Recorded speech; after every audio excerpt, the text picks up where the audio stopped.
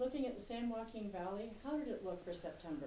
The four-county area, our survey from the Craig School of Business here at Fresno State, the index for September, the leading economic indicator, declined, still above growth neutral. So it's pointing to slow but positive growth for the final quarter of 2013. So the Fresno metropolitan area is going to continue to grow, but really not at a pace. It's going to take a significant increase, almost double what we're currently seeing, to get back to pre-recession employment levels, off by 20,000 workers jobs right now.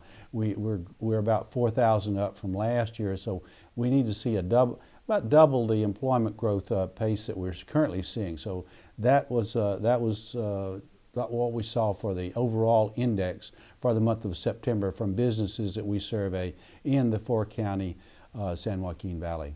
Well, you mentioned the jobs are, that they still need an increase. Was it above growth neutral, and what areas are we seeing the jobs?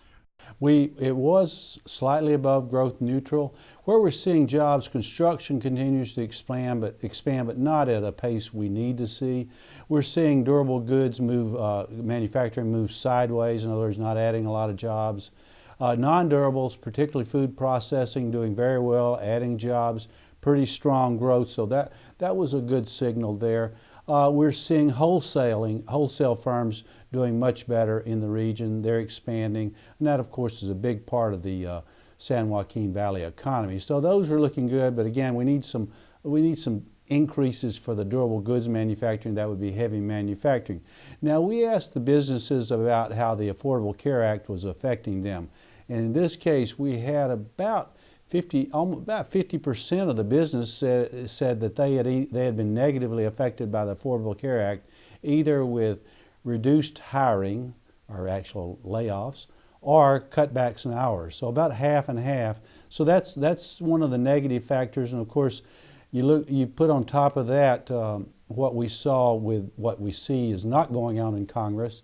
That would be the confidence index drop below growth neutral. So these business leaders, the ones that we survey, are not confident about the overall economy, and of course that's likely to show up to some degree in the index, but again pointing to positive growth for the final quarter of 2013, but positive but very slow growth.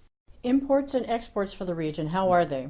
Not good. Again, imports weak, exports weak, and of course that's as part of the overall general economy, which is neither strong abroad or strong in the San Joaquin Valley to encourage imports. So that's what we're seeing. Of course, on the inflation front, inflation's up a bit, and that's one of the warning signals that I'm seeing across the nation, not just in the San Joaquin Valley, is inflation is ticking up a bit.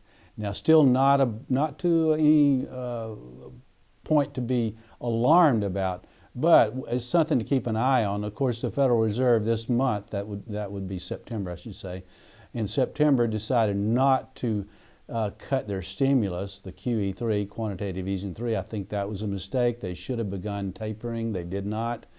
I think you don't want to wait till inflation really kicks in. Of course, we're still, again, I'm not saying inflation is there, but the embers, we're seeing a little bit of heat there, a little bit more heat in terms of inflationary pressures. We ask about the federal spending sequestration. Still not much of an impact. About 85% of the companies report no impacts. 15% report modest impacts. So spending sequestration, the federal spending sequestration, not having the negative outcomes that many had expected. Now, of course, that's not to say we don't see that kick in the weeks and months ahead, but right now, that's not having much of an impact. What else about the September survey that was important? Well, I think certainly, as I said, the confidence was down, construction slow, information, the high-tech firms moving sideways. It's not a big part of the Fresno metropolitan area economy, but it's one of the more volatile areas. Still not seeing much growth there. We'd like to see more growth there. We're still well below pre-recession employment levels. We're going to have to see double the current hiring rate to get back to pre-recession employment levels. Of course, the unemployment rate is down significantly from this time last year, and that's the good news. I expect the unemployment rate to continue to move lower, but not enough new jobs to really bring down the unemployment rate down to pre-recession levels, and not enough certainly to get back to pre-recession employment levels.